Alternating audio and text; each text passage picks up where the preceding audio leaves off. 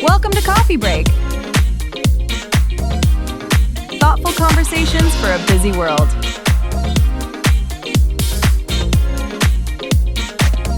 Let's begin.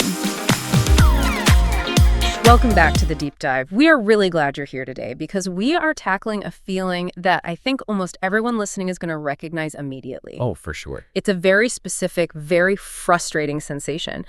You know that feeling where you are working incredibly hard? I mean, you are grinding. You are answering every email. You are attending every meeting. You are moving at 100 miles an hour. Your calendar is a wall of color-coded blocks. Exactly. Your utilization rate, if you were a machine, would be at 100%. But then you get to the end of the day or maybe the end of the week and you look back and you wonder, did I actually get anything done? Right. Or perhaps even more painfully, am I actually living up to what I know I can do? It's the classic paradox of the modern workplace. It's high effort, low satisfaction. It's the treadmill problem. Yeah. You are running at a sprint speed, you are sweating, you are burning calories, but the scenery never changes. Scenery never changes. That's good. You aren't actually going anywhere. And often there is this sneaking suspicion underneath it all that you are underperforming.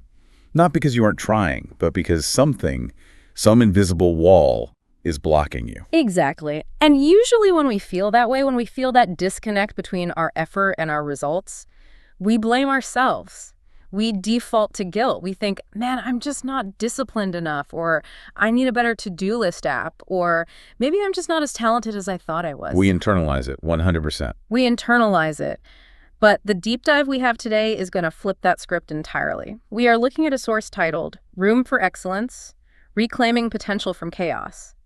It's based on a really insightful breakdown called You're Probably More Capable Than Your Schedule Allows. That title alone is worth pausing on for a second. Yeah. You're probably more capable than your schedule allows. It's you, right? It immediately shifts the blame. It moves the problem from being a person problem, a lack of talent or grit, to being a logistical problem. It suggests that the external environment, specifically the structure of your time, is the thing that is suppressing your ability. That is the mission for today. We want to explore this idea that chaos is the enemy of potential. We want to unpack why so many of us feel capable but stuck. And honestly, for the learner listening right now, whether you're an entrepreneur trying to scale, a manager trying to lead a team, or just someone trying to learn a new skill in your spare time, if you feel like you're wading through mud every day, this conversation is for you. And we aren't just talking about chaos in the sense of a messy desk or a pile of laundry. We're talking about the chaos of a schedule that hasn't been designed to support your actual abilities. Right. It's a structural chaos. So let's get into it. The source material makes a really bold claim right at the start. It says, sometimes the problem isn't potential, it's chaos. It's a liberating thought, isn't it? Just hearing that. It is huge. But I want to drill down on it because it's also a little abstract. When the source talks about chaos, what are we actually looking at? Because I think most people listening would say, my calendar isn't chaotic. It's actually very organized. It's color-coded. It's synced to my watch. I know exactly where I need to be every minute of the day. Right, and that's a dangerous misconception. That is the camouflage. A color-coded back-to-back calendar can still be chaotic in terms of cognitive function. In fact, it might be the most chaotic environment for a human brain. So the organization is an illusion. It's an illusion of control. The source defines this chaos not as a lack of appointments, but as a structural failure. It's about the tension between your actual capability, your raw talent, your intelligence, your problem-solving skills, and the limitations imposed by that overloaded schedule. So the chaos isn't the messiness. The chaos is the overload itself, the sheer volume. Precisely. Think of it this way. I love the analogy of the engine. Imagine you have a Formula One engine. That's your potential. That's your brain. You are capable of going 200 miles per hour. You can handle complex curves. You can accelerate out of problems. You have high performance capability. But if you take that Formula One engine and you put it inside a delivery van that is stuck in bumper-to-bumper city traffic, which is your schedule, it doesn't matter how good the engine is. You're going 5 miles an hour. If you're lucky. You are going 0 miles an hour. You are idling. You are overheating. You're burning fuel for nothing. The chaos is the traffic. And the source argues that many adults feel stuck, not because the engine is broken, they are still smart, they're still capable, but because the road they're driving on, their daily routine, is completely gridlocked. I love that relief you mentioned earlier. It's not a personal failing. It's a logistical one. It's an infrastructure problem. My engine is fine. The road is broken. It is logistical. But here's the catch. While the cause is logistical, the consequences are deeply personal. The source points out that this situation hides people's actual capabilities. That's the tragedy here. It's the invisibility of talent. That's the part that really stuck out to me in the reading. The idea of your capabilities being hidden. It's almost like if a tree falls in the forest and no one is around to hear it, does it make a sound? If you are a genius strategist, but your day is filled with 30-minute Zoom calls and responding to Slack messages about the printer, does that strategy genius even exist? In a practical sense, no, it doesn't. And that's where the frustration comes from. We have this learner profile we talk about, someone who is curious, capable, maybe prepping for a big meeting or trying to master a field. If their schedule is full of low-value noise, their high-value capability is invisible. Not just to their boss, but to themselves. Even to themselves. That's the most insidious part. That's the kicker, even to themselves. Because after a while, you stop believing you're the Formula One car. You start thinking, maybe I'm just a sedan. Maybe I'm just meant to sit in traffic. That is the psychological toll of the overloaded schedule. It's identity drift. You begin to identify with your output, and if your output is just answering emails, because that's all you had time for, you start to see yourself as just an email answer rather than a creator or a leader or an innovator. Wow. You downgrade your own self-image to match the limitations of your calendar. We see this so much with the entrepreneur working adult persona. You wake up with these big ambitions, you have the vision, you say, today I'm going to map out the Q4 strategy. Today I'm going to write that chapter of the book. Today I'm going to finally look at the data for that new project. You have the one big important thing. You have the one thing. And then life happens, the chaos happens, the traffic starts, the meetings pop up, the quick questions come in, and you end the day exhausted, totally drained, but looking at your list and realizing the big thing didn't get touched. And the source identifies this specific struggle as the hidden barrier. It's hidden because from the outside, you look productive. You're at your desk, you're typing, you're nodding on calls, you are working. You look busy. You look incredibly busy. But the barrier to your actual potential, the barrier to the work that actually matters, is the very thing that makes you look busy, the schedule itself. Which brings us perfectly to the next major concept the source unpacks. This is a distinction that I think we all know intellectually, but we rarely practice. The source explicitly talks about the difference between being busy and being effective. This is one of those concepts that is easy to say and very hard to live. It's the difference between motion and progress. Oh, absolutely. We see it on motivational posters all the time. Don't just be busy, be effective. Yeah. But let's break down how the source defines these, because I think the nuance is important here. It's not just a slogan. Right. So looking at the source material, let's define busy. Busy is defined by high input and high energy expenditure. It's the filled calendar. It's the sensation of running. It's the heat generated by friction. Friction, okay. If you are sweating, metaphorically speaking, you're busy. Okay, so busy is just energy burn. It's heat. It doesn't necessarily mean movement. Correct. Now, contrast that with effective. Effectiveness is defined by movement toward a specific, meaningful goal. It is the utilization of potential, to go back to our car analogy. Yeah, let's go back there. Busyness is sitting in the driveway and revving the engine until the tachometer hits the red line. It's loud, it uses a lot of gas, the engine gets hot, but the car hasn't moved an inch. Not 1 inch. Effectiveness is putting it in gear and actually driving to a destination, even if it's just slowly and steadily down the road. That is a painful analogy. Because I think a lot of us spend our weeks revving in neutral. We make a lot of noise. We burn a lot of gas. And we are exhausted. That's the trick. That is why this trap is so seductive. You feel tired at the end of the day, so you assume you must have done good work. Right. I'm wiped out, therefore I was productive. That's the false equation. Yeah. But the source argues that overloaded schedules are often just traps of busyness. They give us the illusion of motion. We mistake the heat for the journey. Why do we do this? Why do we confuse the two? Is it just that we are bad at math? Or is there something deeper going on in our brains? Why do we gravitate toward the busy work instead of the effective work? Well, the source suggests that when we are in that state of chaos we talked about earlier, we default to busyness as a proxy for productivity. It's a defense mechanism. A proxy? How so? When you feel overwhelmed and you don't know what the most important thing is, doing anything feels better than doing nothing. Answering 10 small emails gives you 10 little dopamine hits of completion. Checking boxes. Checking boxes. It feels productive. Tackling the one big effective task, the strategy document, gives you 0 dopamine until it's done, which could be days away. So we choose the immediate, shallow reward. And there's a biological component here too, right? Yes, there is. Busyness is often easier on the brain than effectiveness. Wait, really? Being busy feels stressful? It feels stressful, yes, but it often requires less cognitive load.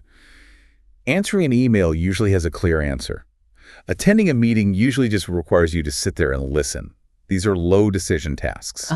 I see. Effectiveness, writing a strategy, creating something from scratch, solving a novel problem, that requires dealing with ambiguity. It requires deep thought. That is hard. It's scary. It's mentally expensive. It's very expensive. Yeah. So when we are overwhelmed, the easiest, cheapest thing to do is just say yes to the low-hanging fruit. It feels like work. It looks like work. But it prevents the actual work from happening. So current scheduling habits, the way we just let our calendars fill up like a game of Tetris, are actively preventing effectiveness because we are essentially hiding in the busyness. Yes. The source is very clear on this. An overloaded schedule is not a badge of honor. It is a barrier to effectiveness. If you are booked solid from 9 a.m. to 6 p.m., you have 0 margin for the unexpected, but more importantly, you have 0 margin for the expected deep work. Exactly. You have 0 margin for the deep thinking that actually moves the needle. You are purely operating in busy mode. You are prioritizing the feeling of motion over the reality of progress. And I want to connect this to the listener specifically. If you are sitting there thinking, well, I have to be in those meetings, I have to answer those emails, the source isn't saying those things don't need to happen. No, of course not. We live in the real world. Right. But it is asking you to look at the ratio. How much of your day is revving in neutral versus driving the car? And realizing that if you don't make space for the driving, it won't happen by accident. Right. Chaos naturally fills the void. It's like a law of nature. If you don't structure for effectiveness, you will default to busyness. It is the path of least resistance. Absolutely. This leads us into the how. How does this actually break our brains? Because the source gets into the mechanics of failure here, and it's not just about running out of time. It mentions something called constant interruptions and attention fragmentation. This is where the science of work really backs up the source's argument. Attention fragmentation is the enemy of depth. It is the kryptonite to your potential. Let's unpack that term. Fragmentation. It sounds like a hard drive issue, like when your computer gets slow because the files are scattered all over the disk. It's a perfect analogy. It's very similar. Imagine you are trying to write a complex report, or code a new feature, or learn a new language. These are high cognitive load tasks. They require you to hold a lot of information in your working memory at once. Okay. You need to keep all the variables in your head simultaneously to solve the problem. Like building a house of cards in your mind. You have to balance this piece and that piece and make sure it doesn't wobble. Exactly. That is a perfect visualization. You are building this delicate, complex structure in your mind. It takes focus and concentration.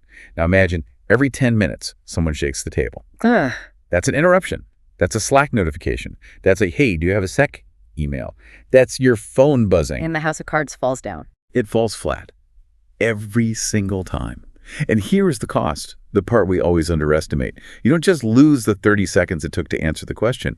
You have to rebuild the house of cards from scratch to get back to where you were. Oh, man. That is the switching cost. Right. Research shows it takes time, sometimes 15 to 20 minutes, to get back into that state of flow where the house of cards is standing again. 15 to 20 minutes. So a 30-second interruption can cost you 20 minutes of productivity. Easily.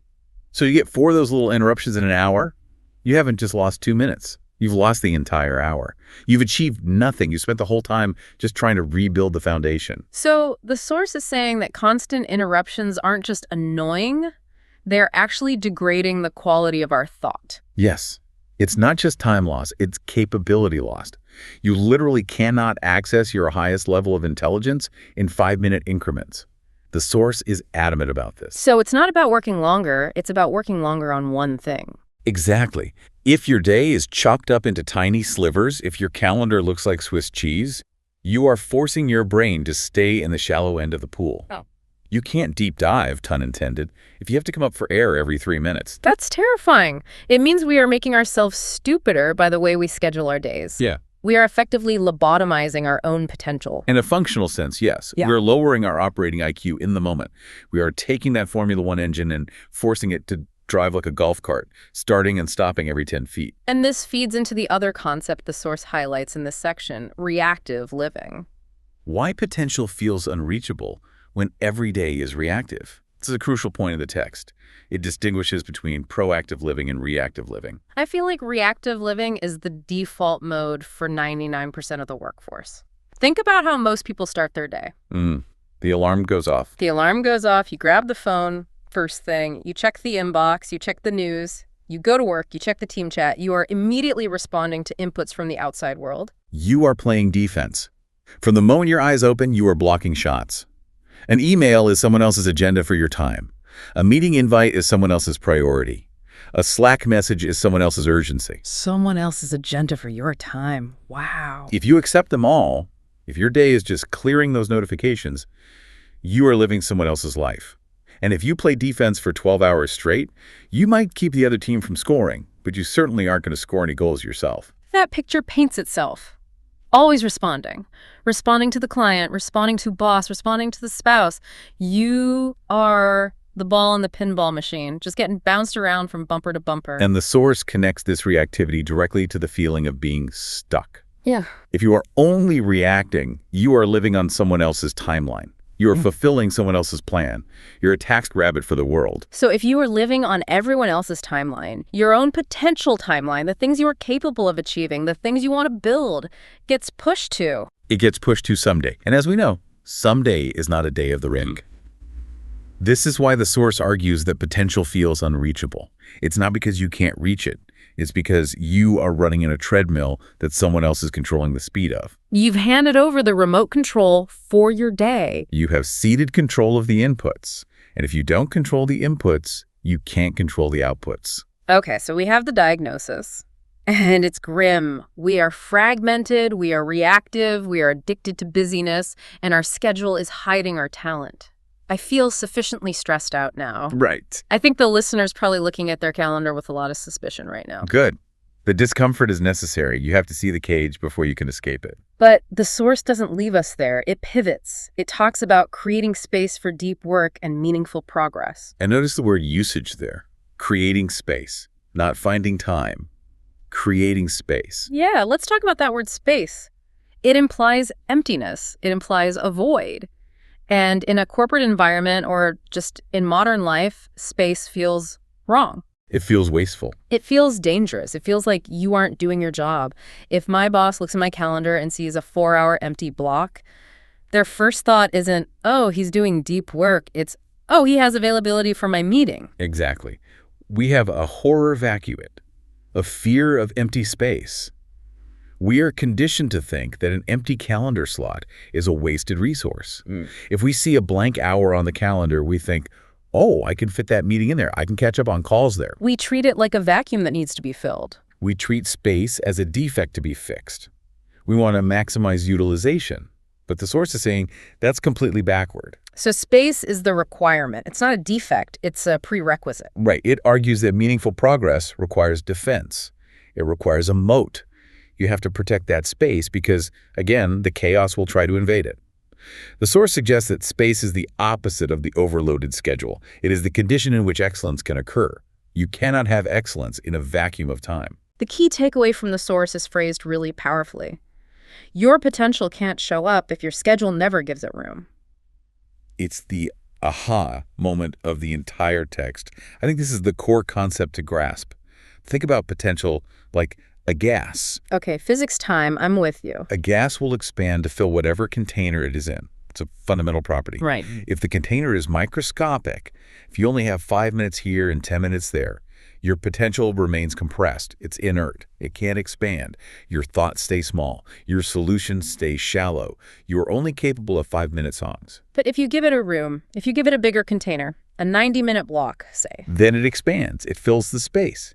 If you give yourself 4 hours of uninterrupted time, Your brain utilizes that space to make connections it simply cannot make in 15 minutes. It's not just about doing more work, it's about doing different work. A different quality of A work. completely different quality. The kind of work that requires room to breathe, the kind of work that solves the problem permanently instead of just patching it for the 10th time. I love that visualization. Potential as a gas. It needs volume to exist. If there is zero margin, there is zero expansion. It's just compressed potential, which is useless. Exactly. And this is why the overloaded schedule is so damaging. It compresses us into smallness. It forces us to operate at a fraction of our capability. So we need room, we need space. But, and here's the big but for everyone listening, we have jobs, we have kids, we have bills, we have bosses who text us at 9 p.m. Right, the reality check. We can't just clear the calendar and say, sorry, boss, I'm expanding my potential today, don't talk to me. We can't all move to a monastery. And the source anticipates that objection. It doesn't ask for the impossible. It knows we are operating in the real world. Right. It specifically discusses small, realistic ways to redesign your time without extreme changes. This is critical. We often think in binaries. Either I am a slave to the corporate grind, or I quit everything, move to a cabin in the woods, and write a novel. The monk mode fantasy. We love that fantasy. If only I could get away from it all. We do. But the source argues against this. It says extreme changes rarely last. They aren't sustainable. You can't just delete your email account. You will get fired.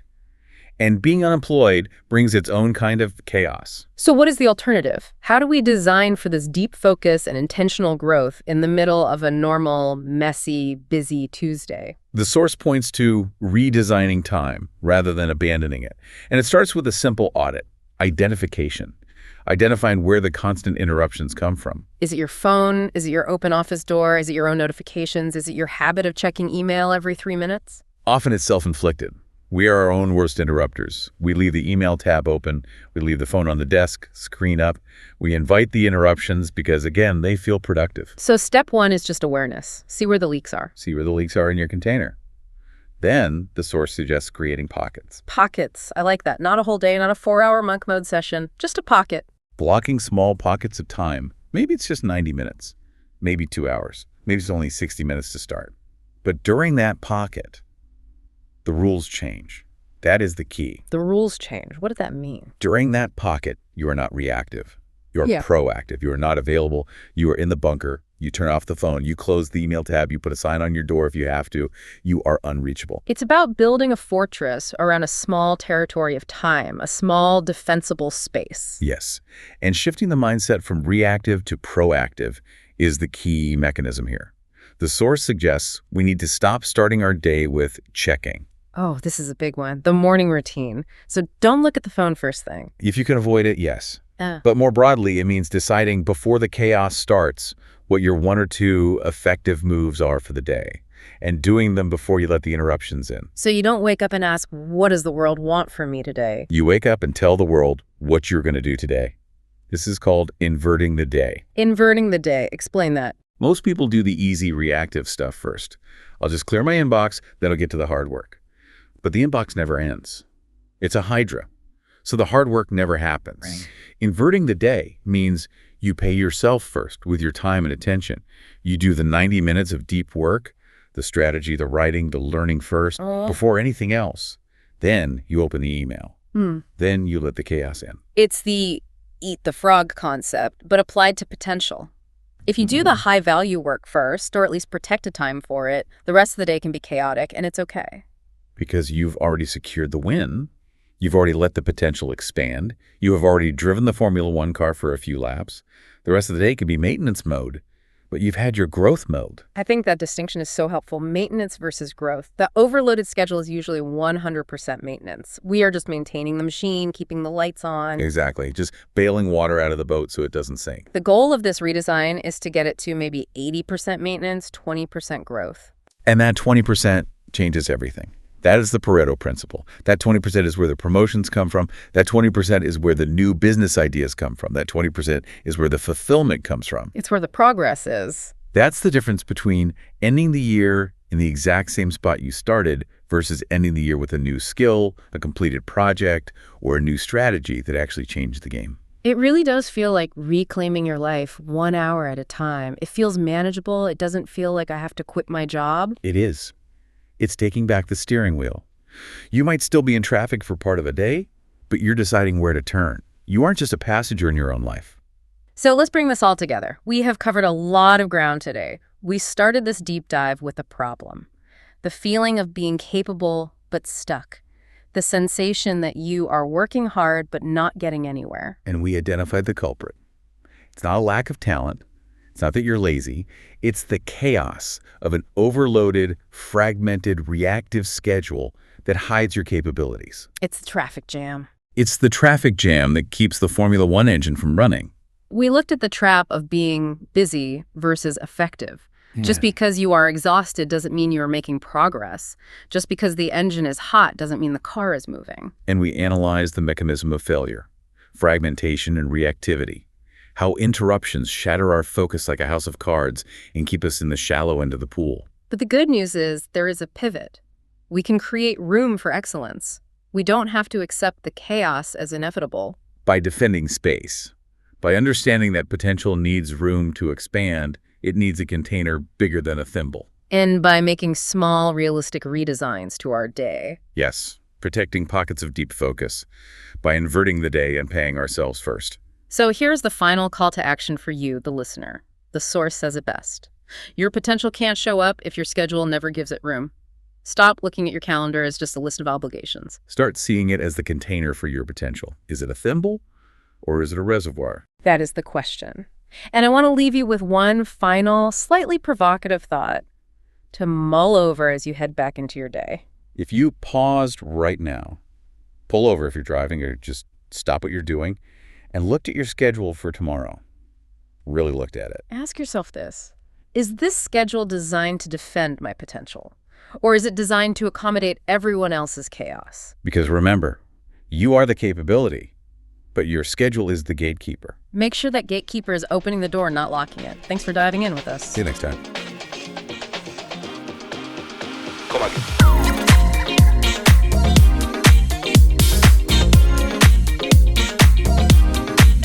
Thanks for spending this time with us on Coffee Break. If this conversation stayed with you, you can find more episodes here on the channel. Until next time, take care.